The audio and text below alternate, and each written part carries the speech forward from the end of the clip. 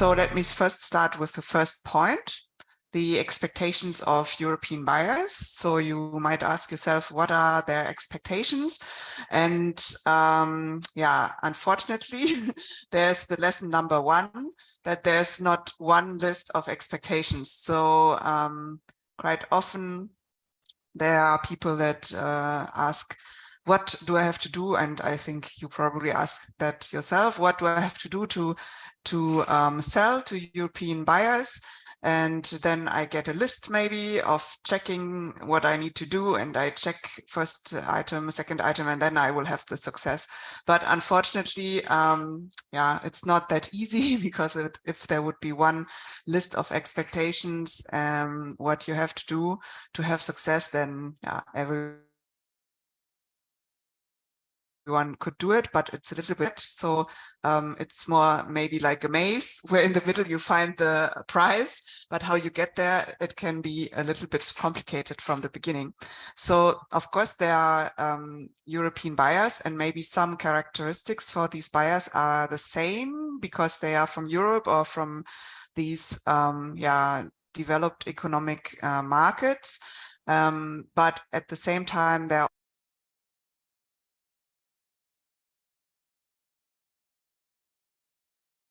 internet your expectations too. So there might be one buyer who expects this and that, and then you talk to someone else and the expectations are actually quite different.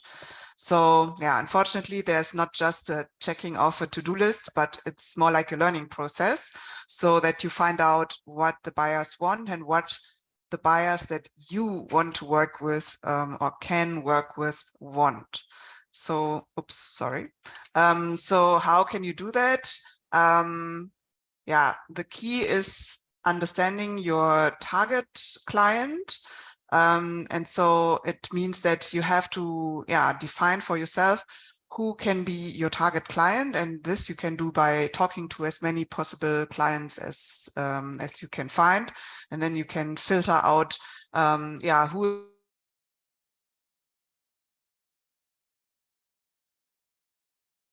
need. So how can I find this need, and can I meet or fulfill this need, my product and me as a company? And yeah, is the client also a good fit for me, my product and my company? Because not every seller fits very well to a buyer, or not every buyer fits well to every seller. It's also a little bit of the question whether you are on the same page and you, yeah, you are a good fit. So then in the end, you have to, of course, ask yourself if you have a realistic chance, or if there's maybe too much competition and you are not yet prepared for this competition. So these are the questions, and you basically have to ask these questions to yourself a lot, and talk to as many potential clients as possible to find out, yeah, the answers. So there's also one slide about a fact that I realized also quite often, that you have to pay a little bit attention, that you are not making false assumptions about the market and the clients you are targeting. Because when you do that, you are not really asking yourself if it's a good fit. You are making false assumptions. You are thinking to yourself, my product is so good, everyone needs to love it, and it's super good, and it's so special. But you actually have to talk to people if they also think that it's so special, and if they also think it's so good. Because if they don't, if the market, if the clients don't think like this, then yeah, you are setting yourself up for disappointment and failure. So the key is that you make the correct assumption, and it's a bit the same as in the slide before. How do you find out about these, whether you have the right yeah, image of your own product, which also the clients have in their head? So it's a learning process, and you have to do market research, and you have to talk to the clients, and maybe also, yeah, maybe also competitors, to find out what is the good thing about my product, but what are also maybe the points of critique from clients, and can I work on it? And yeah, you need to constantly reflect on your product and your possible improvements. And if you are someone who, who doesn't do that, then you will probably face some difficulties, because it's always about developing your product and deciding to yourself, okay, who's my target market, and what do I need to do to fit these needs and demands from this particular client or market. Yeah, so it happens quite often that people are so convinced about their own product, which is also necessary to be convinced and to be positive. But if you are not listening right and left for any critique, then it's also, sometimes you are really not really having the right idea about your product, and maybe no one will buy it then. Another thing is that you try to understand the best you can your role in the value chain. So this is an example of imported food goods, but I think it's just an example. It can also be similar for other products. You need to define, okay, I am exporting my product, but who am I selling it to? Or maybe you are not even exporting, but how do you sell it? For example, do you sell it in containers to wholesalers who then sell it to supermarkets or other stores, or maybe the industry? Do you sell to the industry and then it's further processed, your product, or do you produce maybe a product which you want to sell to the final consumer, which is not easy when you want to do it in Europe? For example, then how do you want to do it? Maybe in small niche stores or in large supermarkets, and all these areas are, it's basically important to understand that all this is another market, because selling to the final consumer, for example, via an online store, it's different than selling to a wholesaler.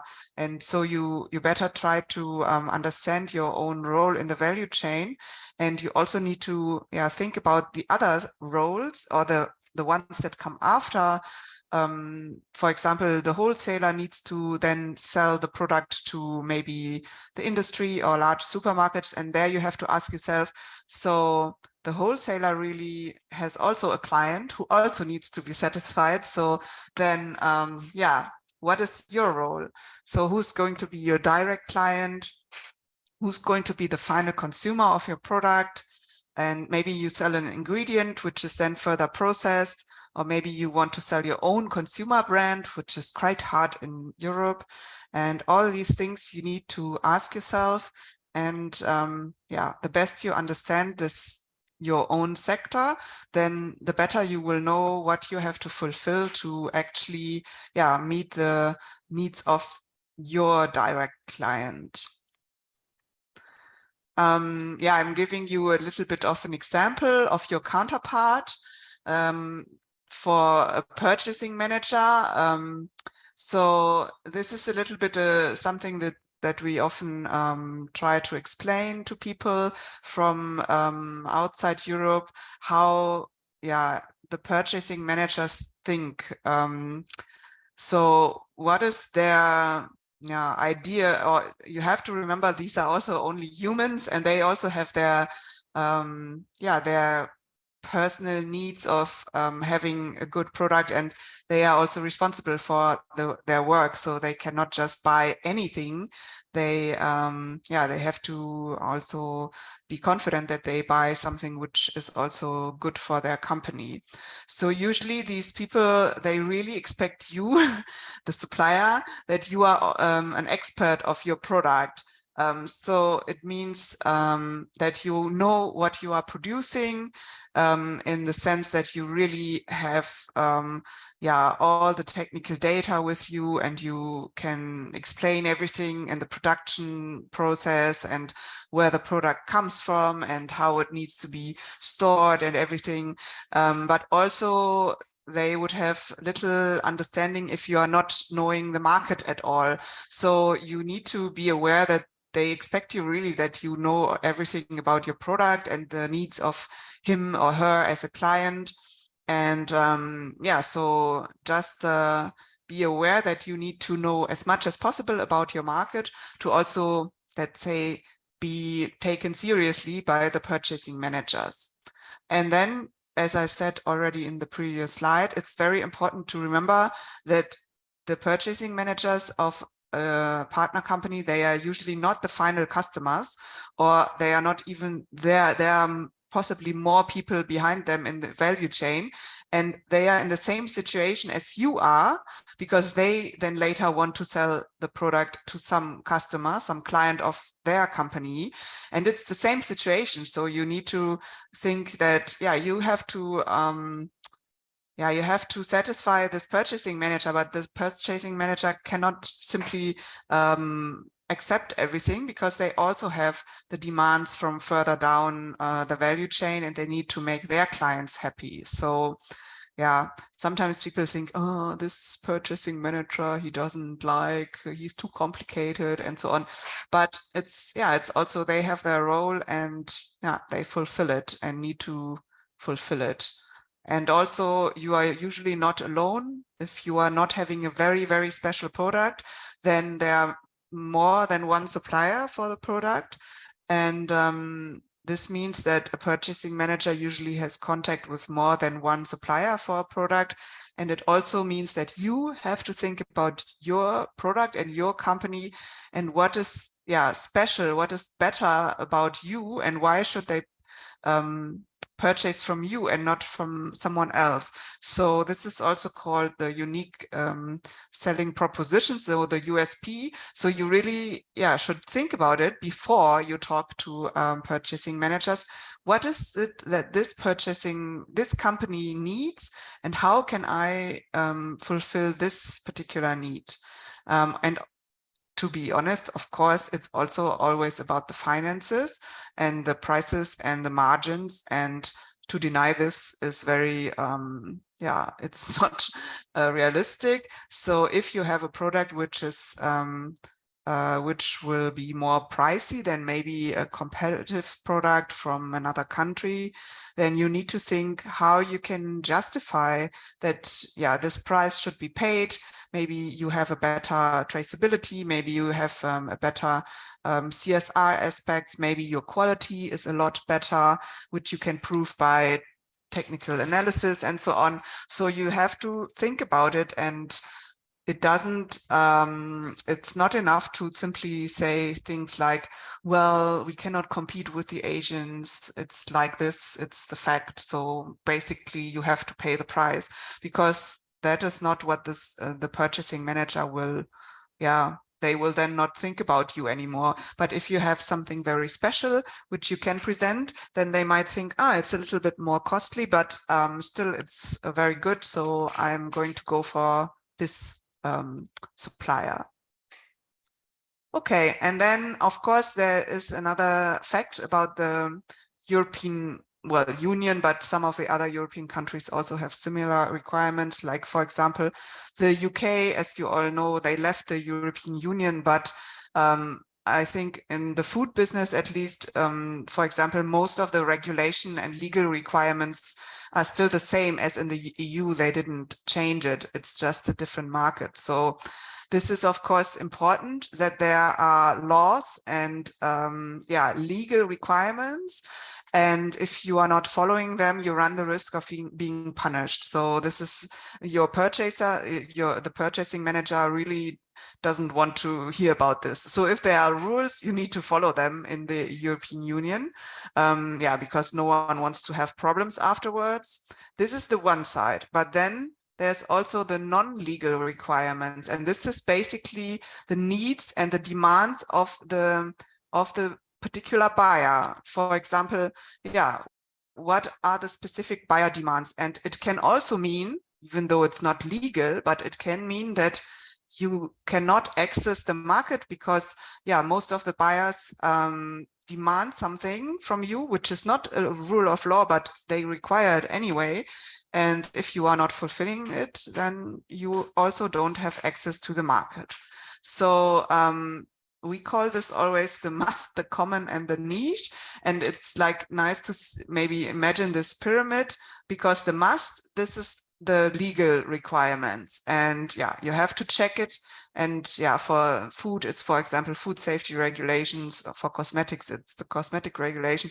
But for other sectors, there are other regulations. That is a must. And then there are also, which is interesting to know, the common, and that is, yeah, that is usually what, let's say, 90% of the market actors, of the buyers, demand. Like almost everybody demands this. For example, in I'm always referring to the food, but I think it's also for like maybe clothes and something. There are also similar requirements, that you have a proven quality management, and you have some certifications in every sector which are very common. And so you should know these and work on getting these certifications, these international certifications. Traceability is becoming much, much more important inside the European Union, that you really know where the product is coming from. And then trustworthy communication and openness. I will explain this later on a little bit more in detail. And yeah, sustainable business practices. All these are very common with European buyers, that they demand these things, and yeah, some certifications which almost everybody demands. And then, of course, there's still the niche, which is a part of the market where you can only enter when you have this niche product or a niche certification. For example, the organic market and the fair trade market, these are still niche markets. So they are only a very small percentage of the food trade, for example, is organic. Like, I think the highest percentage is in Denmark with 8%, and that is still less than 10%. So it's still a niche, and it's very specific, and you have to ask yourself, do I want to enter this niche, or do I not want to enter this niche? It's a simple question. And then, of course, there come certain expectations and demands with this, if you decide to enter this niche segment. Yeah, and some tips and recommendations. So yeah, research the legal requirements and fulfill them. That is basically the basic requirement. You have to speak to as many possible buyers as personally is possible. So yeah, you need to interview people, like you need to learn, and you need to filter out for your product the common non-legal certifications and expectations. So can you achieve these? That is the second question that you have to research. And then the question, which I already explained about the niche market, is this a possibility for you? Is this a good possibility for you? And if you want to do it, then really do it. Like, don't do it half-heartedly. Like, don't, yeah, I'm a little bit organic, but maybe not. So then commit to it. And yeah, work out your USP. So what makes your product different and better? And for doing this, you need to do the first steps, because you need to understand what people want in order to define your USP. Yeah. Okay, there's a question in the chat, which is, how can one get the profile of consumers? I will try to answer it maybe in the end, because it's not related to this so much. Okay. Then we come to the second aspect, which is basically how you can find buyers. And there, yeah, I made this slide where you can maybe on the here on the bottom, you can see it's my personal opinion, or the personal opinion of me and my colleagues that work on this. But what is it that makes, how can you have success for a long-term business relationship? And so, because there are several ways to contact buyers. For example, you can do simple sales via internet, like Alibaba, and there are a couple of other of these platforms. But these are often like only, you don't even know the buyer. There's no real trust. It's not a partnership. It's maybe a one-time yeah, sales procedure. So yeah, it's for our purposes, we think it's not really good for long-term business. Then what you can also do is you search the internet and then you do a lot of cold calling and cold email writing. Hello, we have this product, da, da, da. And we think usually this is really a lot of work. Of course, you should do some market research and find out about possible buyers, but yeah, sending just emails, yeah, it's very difficult to receive answers, and it's also a lot of work. So this is not very extremely promising for like long-term business relationships. Then what we also had a lot since COVID are virtual B2B events and virtual meetings. This actually, yeah, it's already a little bit better because it's face-to-face meetings and you can already see the other person and you can prepare well. And then you can actually have, you know, the first step to a good business relationship. It might work out. So this is something, if you don't have the time to, let's say, travel to the market, then maybe find out about some good virtual business opportunities and B2B events and try to participate and try to prepare yourself well. What we think is the best is actually to meet people personally. Even if everything is online nowadays and so on, but the personal meeting is very important and it's still the best way to create trust. So that is, for example, very much possible at trade fairs. And if you have a product, I'm sure you have already an idea which trade fairs are relevant for that product. And if not, you can search the internet.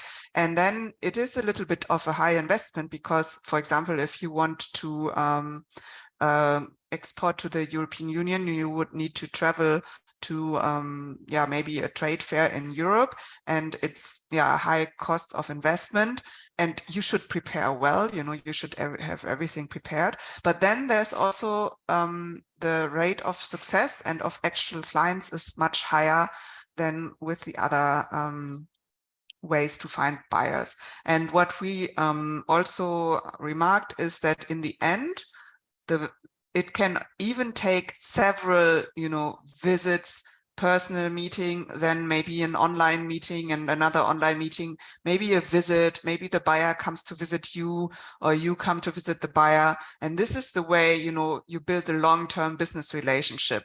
And it can actually take like a few meetings before you come to an agreement and a contract. It is not that you are on a trade fair and you like each other and then, okay, let's make a contract. It's often, it takes a lot of more effort and follow up.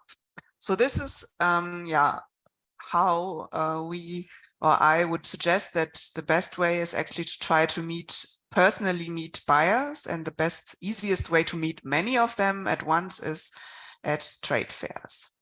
Yeah, so travel to trade fairs, try to do this investment. Even if it's only, you don't have to travel like every month, but you can maybe do it first once a year or maybe twice a year.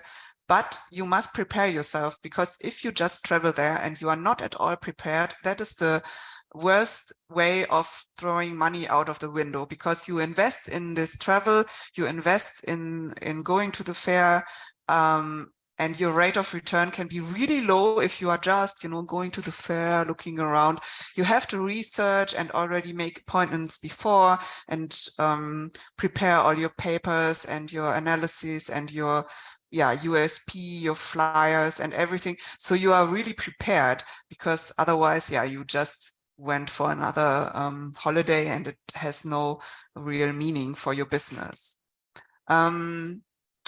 It's also interesting to maybe plan for the long run. So what we realized over the years is that it really makes a difference if you go to the same trade fair every year, or if you just go once and you are totally overwhelmed and you have maybe 50 contacts and you're like, I have now enough contacts, I don't need to go anymore. But it's not how you create the trust, because you can, if you come every year, you make maybe the meetings with the buyers like again and again, and you make yourself known in the sector, you are always there, and this is how you also learn a lot, and yeah, and you become aware of what is needed in your sector. And then the final step, if you can invest in this, is being an exhibitor at a trade fair, because as an exhibitor, you are in the catalog, which is usually nowadays an online catalog and an application on your mobile phone. You can be found by visitors, because visitors cannot be found. Exhibitors can be found in the catalog. So this is the next step. It's a high investment, but it might be worthwhile. And you can also try to already start in the internet, but also during these visits, make a good market research. The more you know, it's always better to know more, so you can answer all the questions, everything. There's a question in the chat, which is it possible to have an agent in Europe to help us contact buyers? Yes, that is possible. There are even, it depends if you know someone, or if there, you can always find also such people in the internet. Of course, I think you should be aware that you should not take anyone as an agent. Like, you have to also build trust with the agent. And the agent also needs to be, I think, professional. Sometimes people work with like people from the diaspora and they know they have a cousin or something like this. It's fine if that person is a good agent or has this motivation to work for you and everything. Yeah, select these people well. And yes, it's possible. I know also some companies who do it and who are very well happy with this, because the agent then usually takes a percentage of your deals. But if you are fine with that, and if it's a good deal for you, then you can, of course, try it with an agent. And some agents are also very well connected, and yeah, so it's good.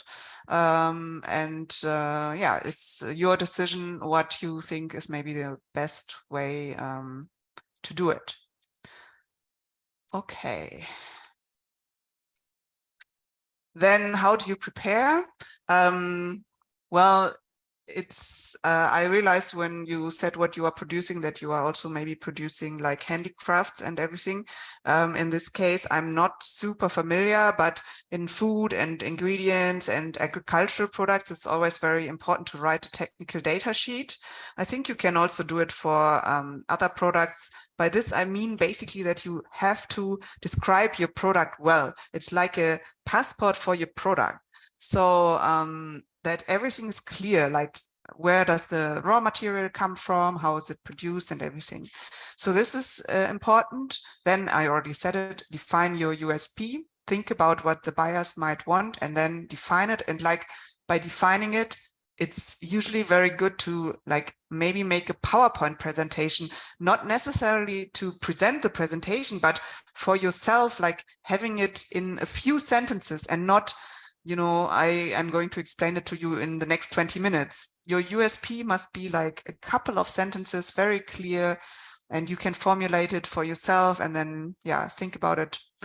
And then prepare for the questions of the buyer. It's a little bit the same, that you anticipate what could they ask, how would I answer, and these things. Because as we always say, the sales talk is very short, but the preparation is already quite long, and then the follow-up can even be much longer. Because how do you follow up?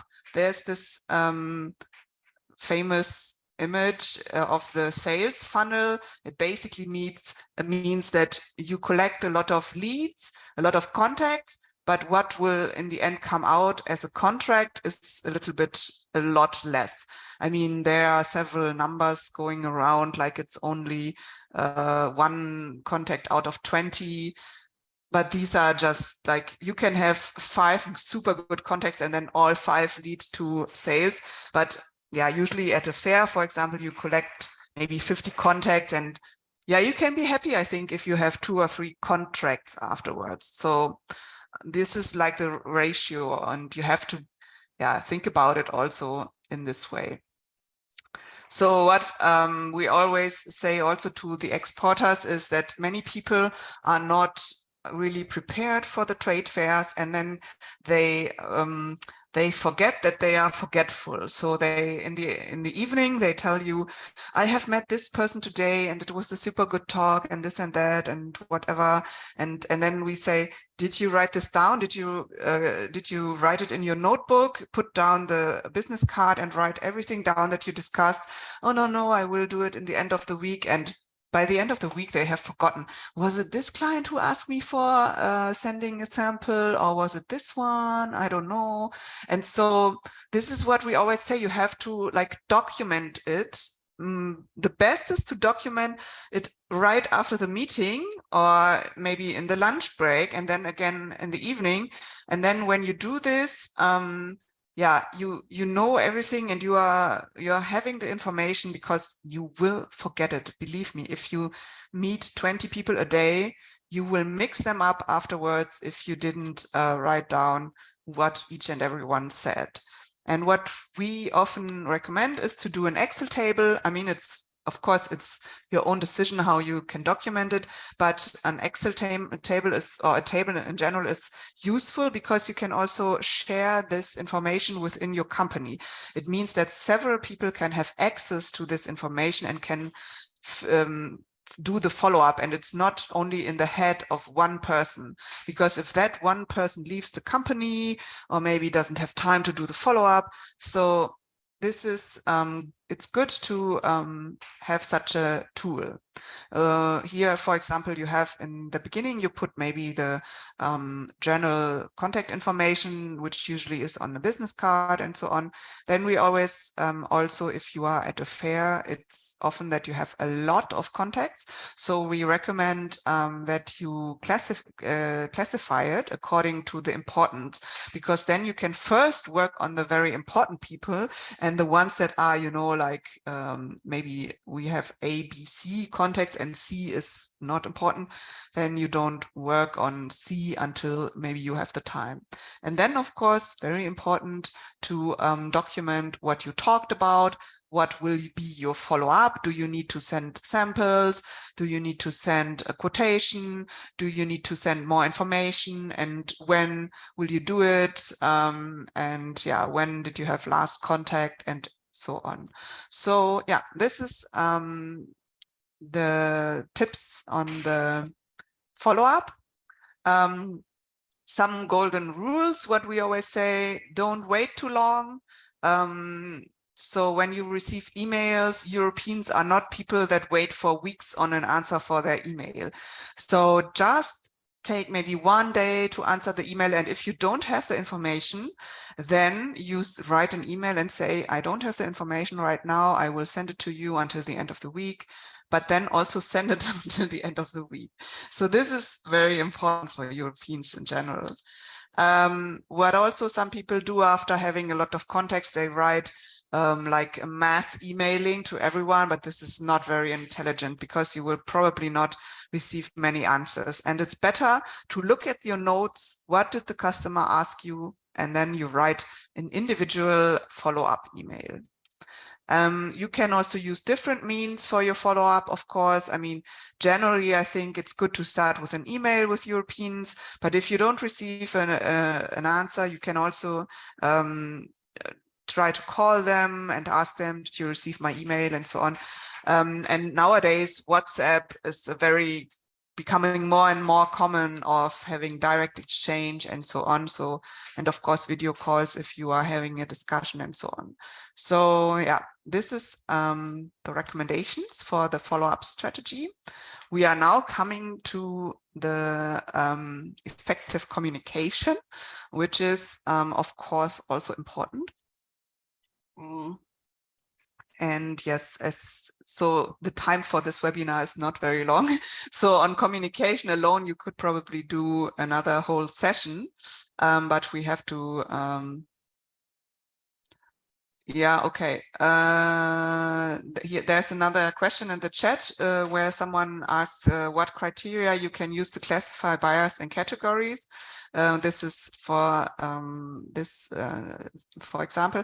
I think, you know, you should not do a lot of classification in the sense that you have 10 different categories. No, I think it's the easiest way is to have A, B, C, and A is very important, B is important, and C is not important or not in our interest to follow up. Maybe you do something like, yeah, absolutely not important. Well, so I think the A contacts are always the contacts where you already during the talk and so on, you are already quite far, you have discussed things and you are thinking, this is good, this is a very important contact and it's likely to have a contract.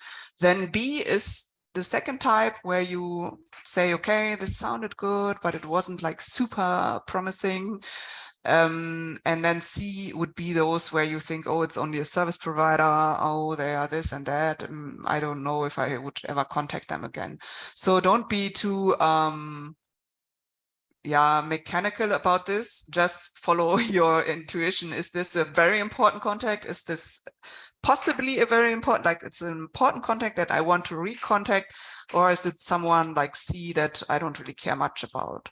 So yeah, but you can do it yourself and decide what your criteria are. Coming to the communication. So I think I'm repeating sometimes things, but I repeat them because they are so important. So how does a potential customer decide to work with you? You are there. This is actually, the image is as if you are doing a video conference. But yeah, you are on the left, you are explaining your product, give all the information, nice. You are explaining the features of the product and you are explaining the advantages of your product. So you're having a nice talk and the buyer might think, sounds nice. But what you really have to explain is the benefits. So you really need to find out what the other person wants. So you can actually say, you are benefiting from working with me because, and it really depends on the potential customer, what the benefits for this company are or for this purchasing manager. And now you are probably asking yourself, well, how can I know that? It's pretty difficult.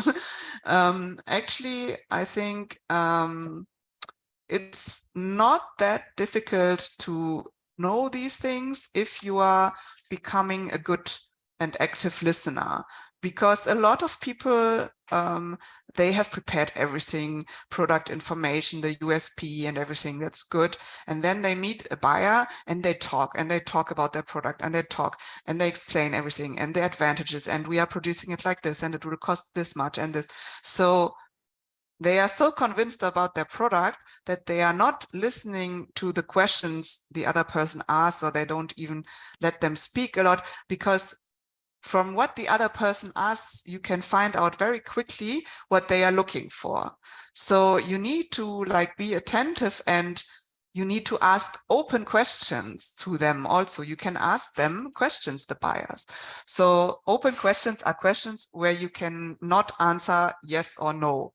For example, you would not ask someone, do you need good quality? And they would, of course, say yes, but you don't know anything more now.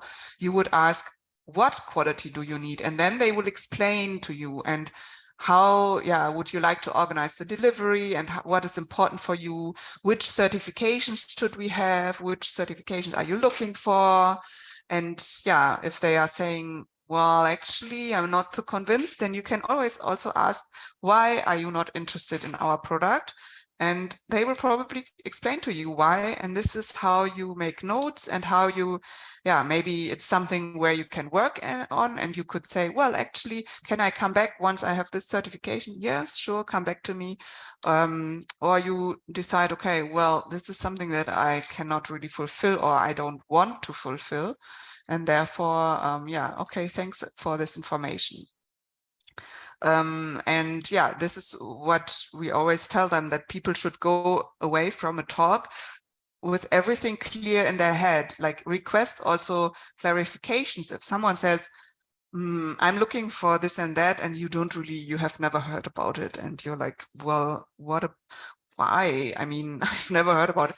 Then you can also ask them, like, why are you looking for this? And please, can you explain more? And people usually are open and explain it. So it's a means of finding out things which are then good for you for your next talk or for developing further. What also helps a lot for yourself is when you have a sales talk that you summarize and paraphrase, so that you say things like, did I understand correctly that you are mostly looking for this and this? And did I understand correctly that you are not interested in this product, but you might be interested in this product?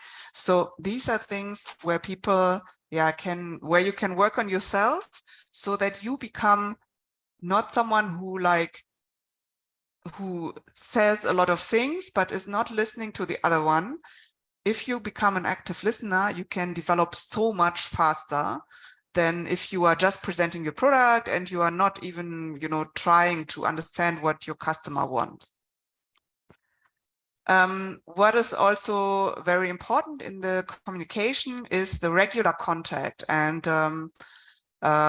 you should answer emails and WhatsApps and phone calls and so on, because that ensures the buyer that you actually care about them and that you are reliable and that you can be trusted, and that you are also communicating problems to them before they become really big problems. That is something which many buyers tell us in Europe, that they are super annoyed when the producers or the suppliers, they have a problem. Let's say they cannot ship the container in time because some paper is missing, and the container can only be shipped 1 week later. And they know it, but they don't want to tell the buyer because they are afraid that the buyer will say, what, why can you not send it now? It's going to be delayed and so on. But it's not like this, because when you communicate it early, the problem, the buyer can find a solution for themselves, because they know you have a problem, and problems, they are very common. So it's not something that is like in every business relationship, you will have some problems at some point. But if you are not telling them, and they are only told once the container is not there, they are like, where's the container? And then you say, well, actually, we had some problem. We could only ship it like a week later. And then they are also in trouble, because their client is also waiting for the container. And now they have to go to their client and say, well, actually, I cannot give you it now. It's going to come late. And if they would have done it like a week before, it's a lot better to find the solutions, and you can can I help you with something? Sometimes buyers have also solutions because they had the same problem with someone else. And this is something which is very important, that you try to solve. They are not, European buyers are usually not like, they want to have a long-term relationship with you. They don't want to work one time with you and then not work with you anymore. They want to have a long-term relationship, but the way they decide if you are, let's say, worth having a long-term relationship is whether you are trustworthy and whether they can rely on you, in the sense also that you are communicating and looking at them also as a partner and give them the information right away. So you can solve the problem together, and you are not drowning in your problem when it becomes like a really big problem and everything goes under.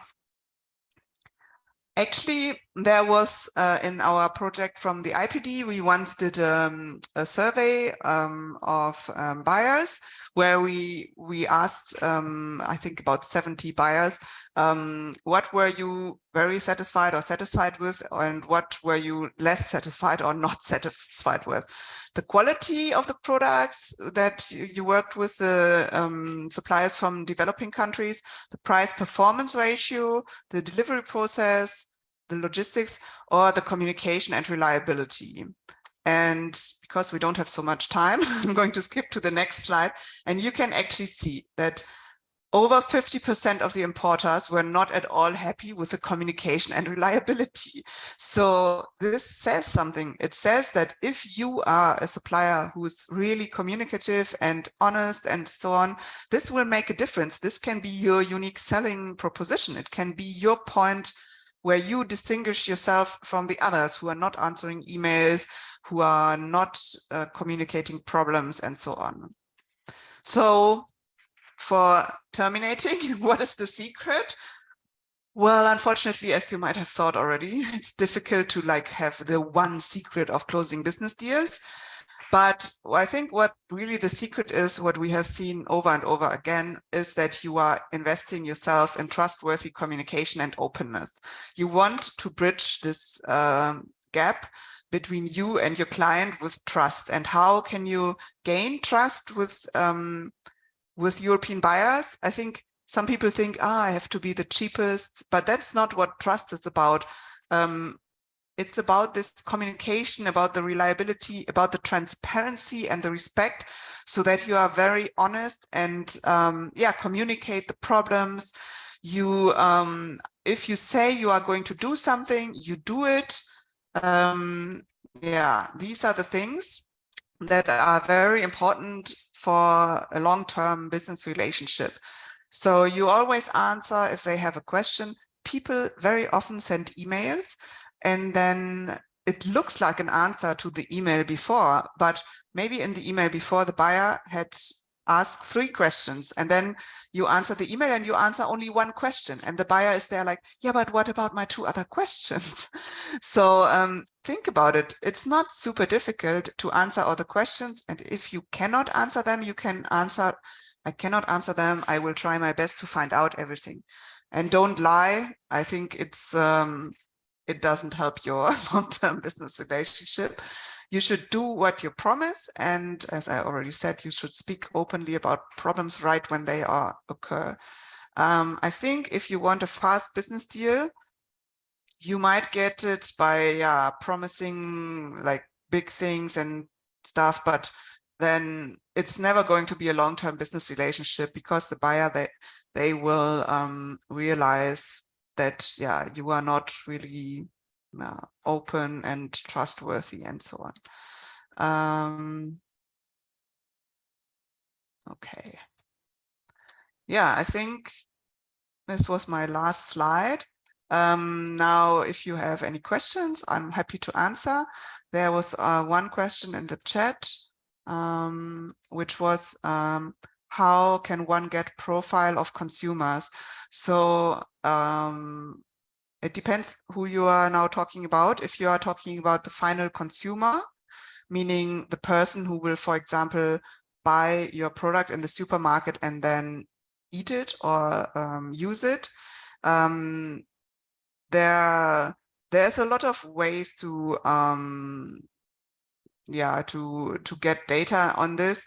Of course, if you want to know exactly about your type of consumer, well, first of all, you can search the internet about some studies and everything. And in the end, it's talking to consumers. So if you are thinking that you need to do some research on the consumer, then you need to, for example, go maybe to some event where you can present your product. Maybe you are like giving samples away, and then you ask people like, do you like it? Does it taste good? What do you think about it, about the design? And so, talk to consumers. And of course, you cannot talk to every consumer, but you can have like little studies in your, during your market research.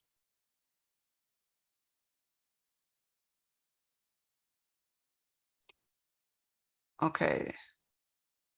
There's another, there's a poll now, which apparently can, the panelists cannot answer it. So it's a bit,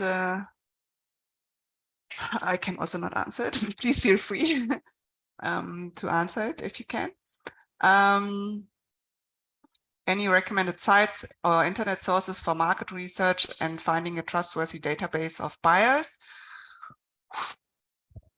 For the market research, I can give you the link of the CBI, the project of the Dutch, let me get the link, of the Dutch market. They have a very good market research, market information database, where you can find, I think, most of your products, including handicrafts and everything, for the access to the European market information.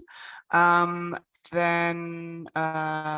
databases of buyers. That Priscilla is asking this, and honestly, it doesn't exist. So this is not something that really exists. I mean, yes, there are some databases of buyers apparently online, but as I would say, most of the buyers don't like to be in such databases, and there are no trustworthy databases of buyers. I think the best thing you can do is, for example, if you don't have the time or the money to go to a trade fair, you can still look up the trade fair in the internet, and they have the list of exhibitors. You find the trade fair which is relevant for you, then you go through the list of exhibitors, and there you have already quite a good list of potential buyers. And then you go to their websites and you verify, okay, is this really a buyer? They are exhibiting at this trade fair, they sound good. So this is probably the best way. You go through the exhibitors of relevant trade fairs.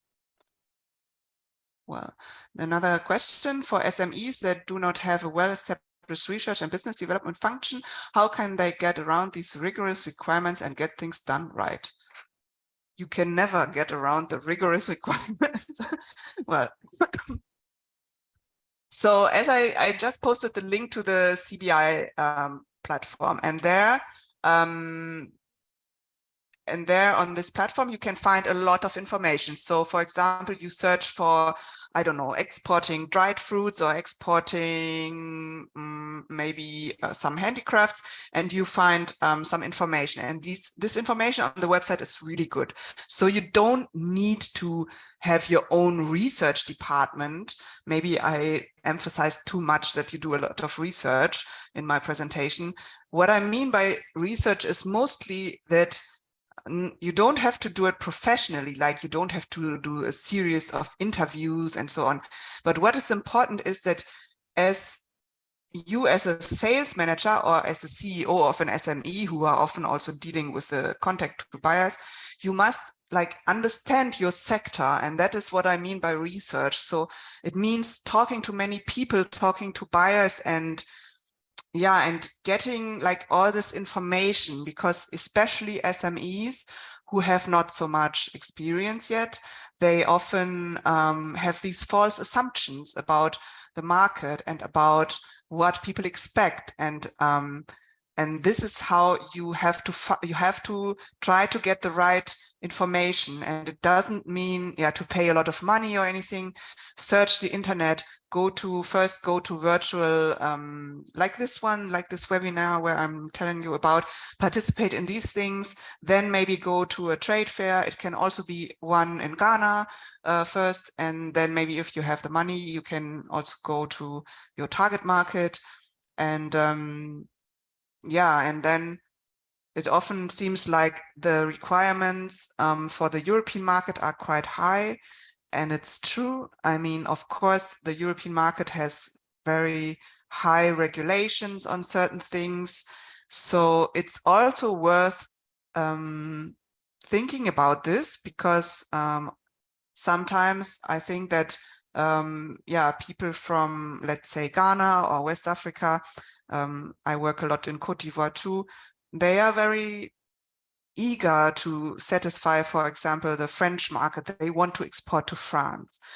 But sometimes you could also think, is this really the best way to do business at the moment? Because they don't have the certifications, and it's not likely that they have to invest a lot to get the certifications. Maybe it's better you think about, okay, wait a second, maybe it would also be interesting to export first my product to the Northern African countries, where they also need the product and there's a little market, but I don't need to fulfill all these requirements. And then I grow a little, and then I think about going to the European market or maybe the US market. So step by step,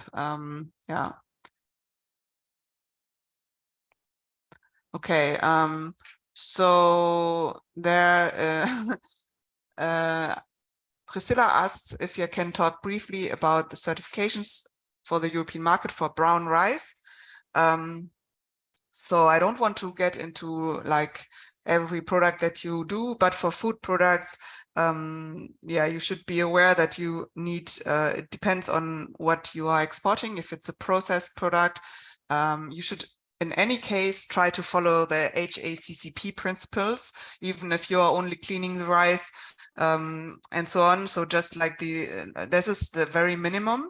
And then it depends if you are exporting it as a final consumer product in packages or if you are exporting it in bulk and so on. So it's, but try to look to the CBI database. I see it right here. I have it open now. Grains, pulses, and oil seeds. If you don't find brown rice, look for rice because it's the same. So if you don't find your product exactly in the CBI database, then you look for a similar product. So you will find everything in this information, and it really depends on and how you want to export it. Yeah. Do I see any other questions? Are there any other questions?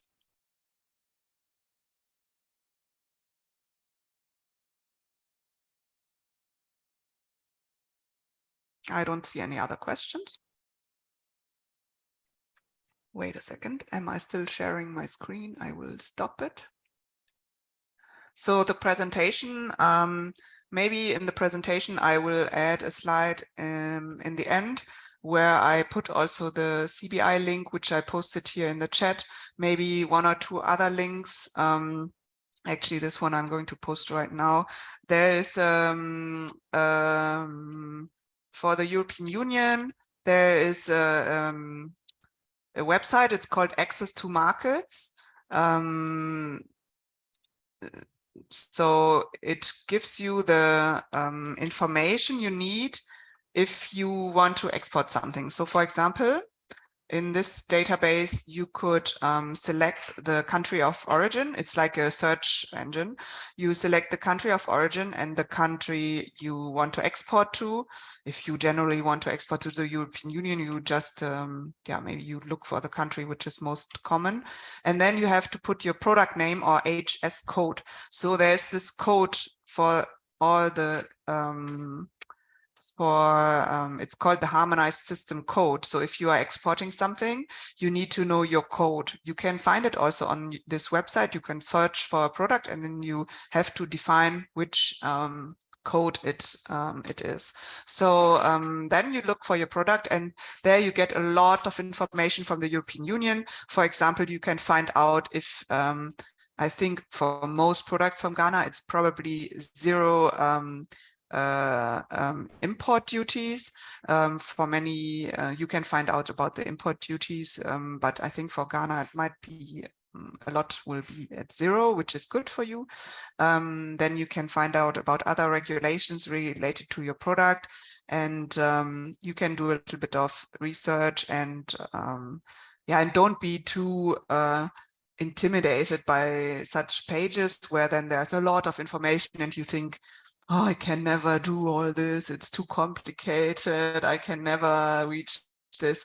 But it's actually, I think if you go to the market and you understand, okay, I need, for example, one certification, which is very common.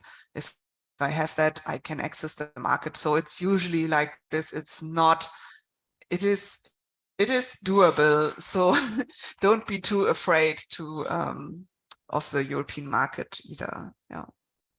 Okay. Can we reach out to you for one meetings or consultation? Sure, I can in the I can type it also here. This is my web email address. I can also put it in the presentation. You can of course write me. I mean, I cannot give, like, I can not become your agent or something like this where I really have to do a lot of work for you. But if it's just a couple of questions or one phone call, yeah, it's not a problem. I can maybe give you some tips and maybe you can describe your problem and I can maybe give you some hints. That is not a problem. Yeah. Oh.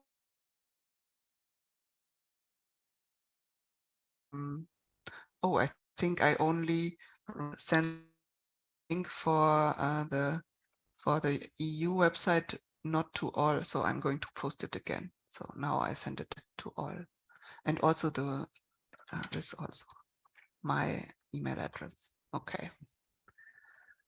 Yeah, thanks a lot. Yeah, if you still have questions, let me know. Otherwise, I give back to Joyce for the wrap up. Wow, what a fantastic section.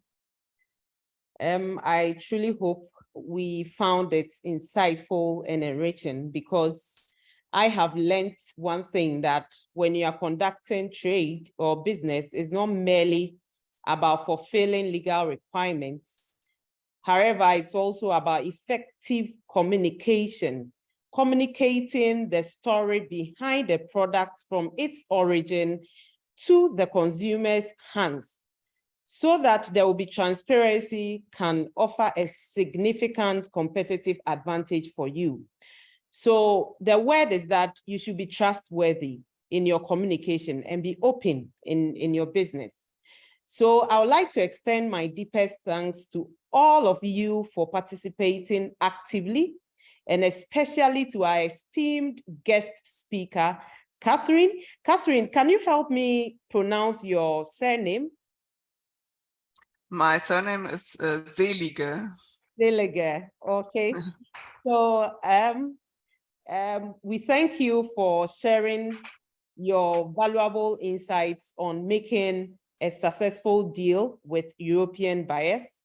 We've covered a lot today, and understanding the expectations of European buyers, mastering effective communication, developing solid follow-up strategies, and uncovering the secrets of closing successful deals.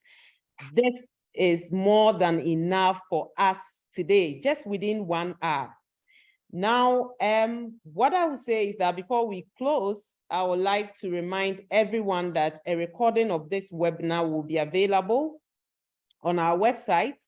And then also, if you have colleagues who are unable to join today, please feel free to share the link with them.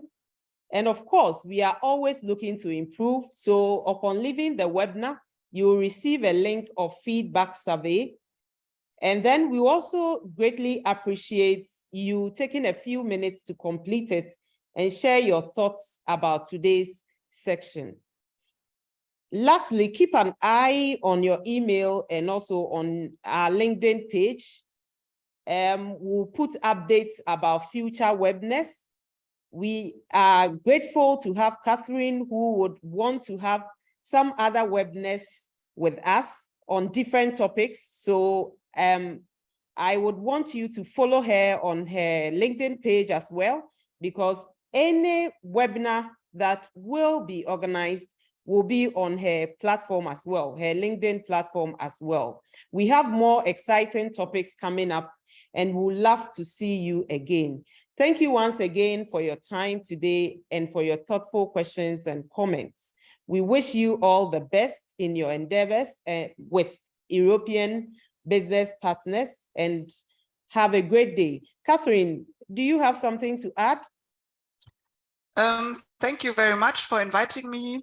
It was, yeah, I think I'm maybe doing 1 or 2 other webinars with you. It has been very nice to see you, and that you are reaching out to the European market.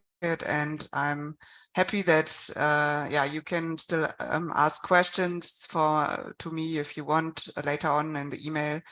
Yeah, so good luck with everything from Ghana. And yeah, it was nice being here. Okay, nice having you here too. Bye. Goodbye, everyone.